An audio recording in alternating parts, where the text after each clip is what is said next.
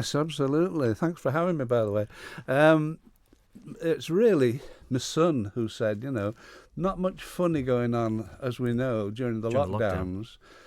So I did a series of lockdown cartoons, and I thought, I wonder if that'll make a book, or he said it would probably make a book. So I hadn't a clue. I mean, I've been in printing all my life. It is totally different now, so apart from the laying out of stuff. So I let him get on with it. And we've produced this book using the Amazon publishing thing. And it's completely double Dutch to me, but I just provided the pictures sort of thing. And it's turned out to be quite a reasonable book, because we did it as, what do they call the books that aren't printed? Like e-books? Online. Like an online yeah, e-book. did it as an online book. And apart from having 6 sold in Mexico or somewhere, they didn't do awfully well. So people have said to me, we want something we can hold, show to friends, give us a little gift, and so that's what we decided to do.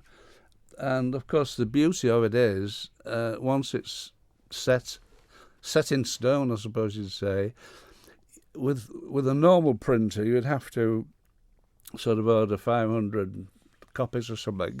You could order as little as 2, you see. So if a thing is a flop, it's it's one way of looking at it, I suppose. But anyway, it appears to have gone down quite well so Well, I can see far. why, because like you said, it raises a smile, and especially in the time that you brought this out, and the sort of the connections in it. So the cartoons in it are absolutely fabulous, and they're all sort of linked to the pandemic. I mean, it's the sort of thing that no one will ever have created illustrations or cartoons about previously, because no one's been through this before. So you've managed to incorporate so many of these phrases that You've have got to become be so part careful, of our lives. haven't you? So careful with a subject like that, haven't Yeah. you? And I don't think any of them are sort of anybody could object to, do you? Well, for instance, I'm going to try... Now, obviously, we're on air, but this will be a video later, so I'm going to sort of describe this one, for instance. Fabulous cartoon of a lady who is literally in a bubble, sort of floating on the sea with a seagull sitting on top.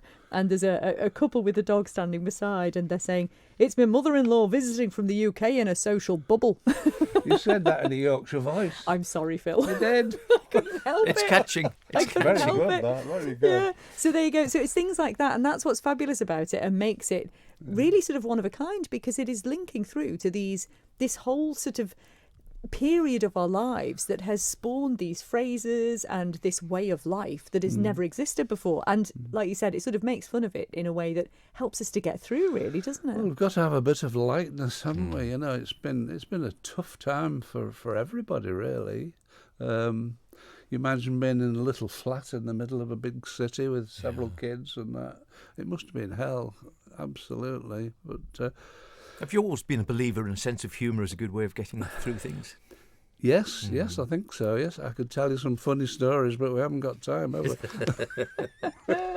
I've always tried to keep a lighter side to things. So how do you do the drawings then? I mean, is it literally, sat at a desk with a pencil and whatever, or is it far more modern than that these days? Is it all... Well, I look at what's going on Manx Radio News and the newspaper news sort of thing, and see if there's anything there. Tickles your fancy.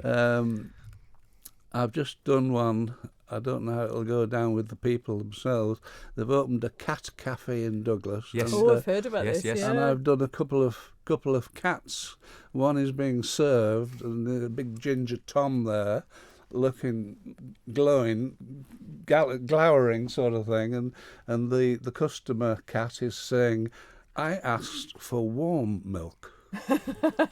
I love that I idea of don't a know cat how that'll cafe. go down well, but that's the trouble with cartoons, you see. You don't know whether anything, you think it's funny, but Yes, you whether never know. anybody else would think it's funny. But I think, as you say, it is that old adage, isn't it? A picture's worth 1,000 words, and just a good sketch with just a minimal words sometimes can say so much more.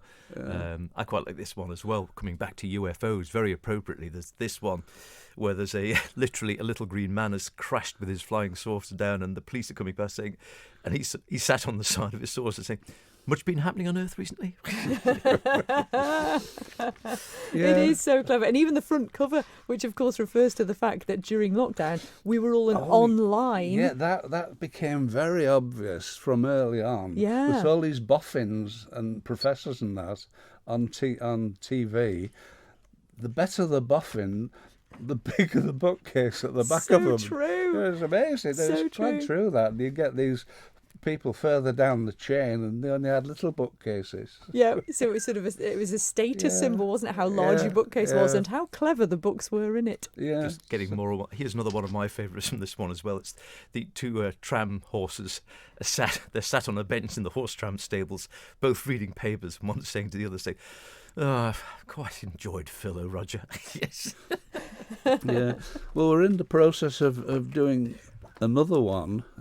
Still got a bit to do on it, purely on the horse trams, because that is something that seems very popular, and it'd be a shame to lose them, wouldn't it? Really? Absolutely, yeah. But, I think so. I think so. It's part so of that's coming up, hopefully. So you're still working on that?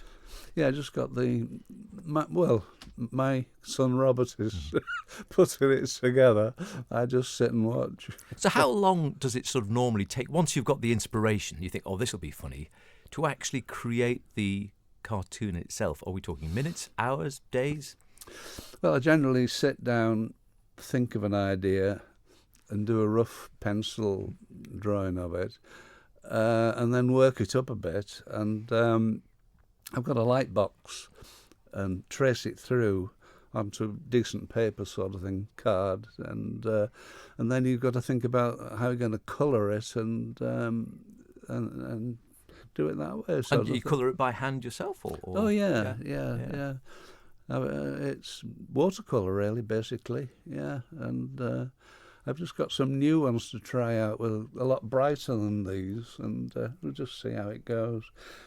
But I think you've got to keep experimenting, with different things to get better effects if you can. Yeah, that's the thing. And of course, our listeners will know Phil, as you mentioned, from the fact that he completely brought our Late Lunch Limerick book to life with his cartoons. They are fabulous. And I think we might have hopefully convinced him to maybe do another one with us, which is brilliant. Well, I enjoyed doing those because you gave me the ideas, as I said before, when I was last up here.